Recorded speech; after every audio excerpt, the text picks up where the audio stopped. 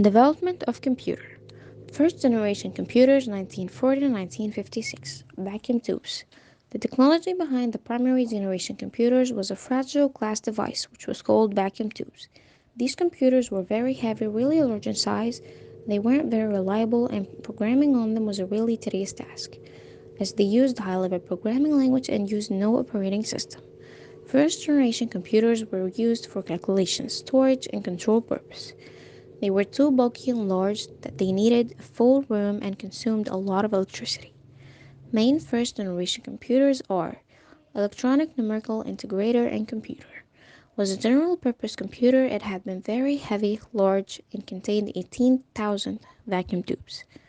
Electronic discrete variable automatic computers was designed by von Neumann. It could store data also as instruction, and thus the speed was enhanced.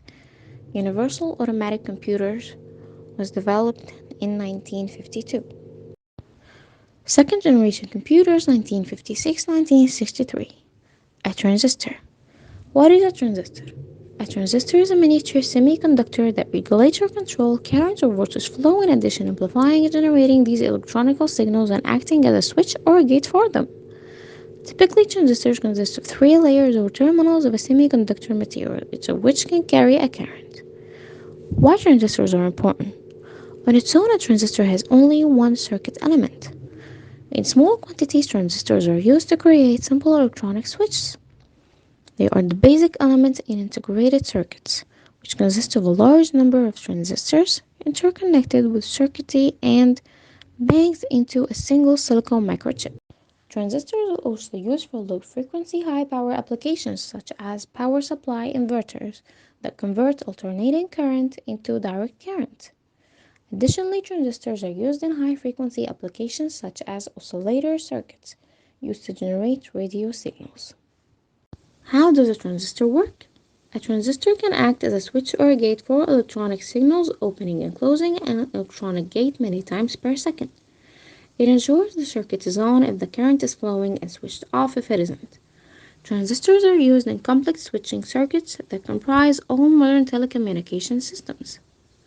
Circuits also offer very high switching speeds, such as hundreds of gigahertz or more than 100 billion on and off cycles per second.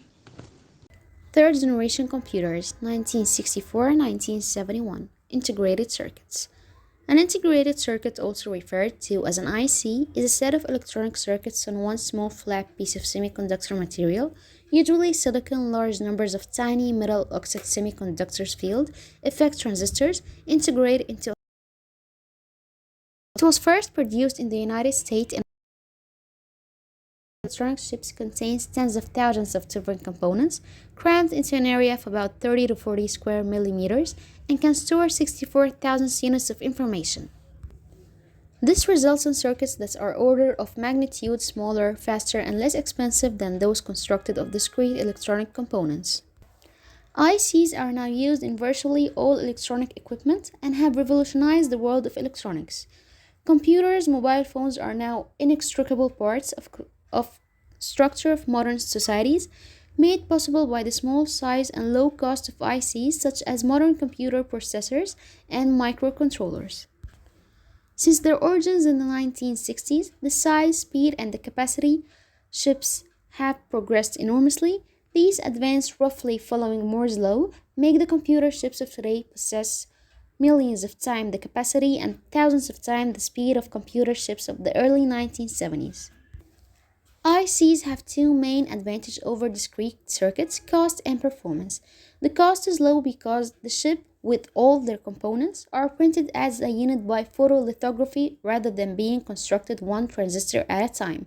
Furthermore, packaged IC use much less material than discrete circuits. Performance is high because the IC components switch quickly and consume comparatively little more power because of their small size and proximity. The main disadvantage of IC is the high cost and designing them and fabricating the required photomasks. Fourth generation of computers, 1971 to present.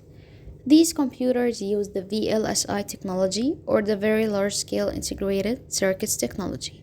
Therefore, they were also known as the microprocessors. This generation of computers supported time sharing, real time networks, and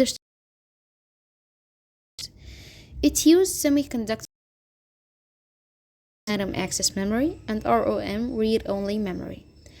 Advantages of fourth generation of computer: more powerful and reliable than previous generations, small in size, fan for heat discharging and thus to keep cold, fast processing power with less power consumption, no air conditioning required, totally general purpose, less need of repair, commercial production, all type of high level language can be used in this type of computers, and the last one, cheapest among all generations. Disadvantages of fourth generation of computers: latest technology is required for manufacturing of microprocessors. Fifth generation computers, present and beyond. Artificial intelligence is a stimulation of human intelligence processes by machines, especially computer systems. It is the fifth generation of computer. How does AI work? AI programming focuses on three cognitive skills: learning, reasoning, and self correction. Learning processes. These aspects of AI program focus on acquiring data and creating rules for how to turn the data into actionable information. The rules, which are called algorithms, provide computing devices with step-by-step instructions for how to complete a specific task. Reasoning processes. This aspect of AI program focus on choosing the right algorithm to reach the desired outcome. Self-correction processes. This aspect of AI is designed to continually fine-tune the algorithm and ensure they provide the most accurate results possible. Advantage and disadvantage of artificial intelligence. There are four advantages. 1. Good at detail oriented jobs, reduce time for data heavy tasks, deliver consistent results. AI powered virtual agents are always available. Disadvantage: expensive, requires deep technical expertise, limited supply of qualified workers built to build AI tools, only knows what is being shown. The finally, lack of ability to generalize from one task to another. What are the four types of artificial intelligence? Type 1: reactive machines. These AI systems have no memory and are task specific. An example is Deep Blue, the IBM chess program that beat Garry Kasparov in the 19th. Deep Blue can identify pieces of the chessboard and make predictions, but because it has no memory, it can't use past experience to inform future ones. Type 2: limited memory. These AI systems have memory, so they can use past experience to inform future decisions. Some of the decision making functions in self driving cars are designed in this way. Type 3: Theory of mind. Theory of mind is a physiology term when applied to AI. It means that the system would have the social intelligence to understand emotions. This type of AI would be able to infer human intentions and predict behavior, a necessary skill for AI system to become integral member of human teams. Type 4: Self-awareness. In this category, AI systems have a sense of self, which gives them conscious machines with self-awareness understand their own current state. This type of AI doesn't exist yet. Thank you for listening to us.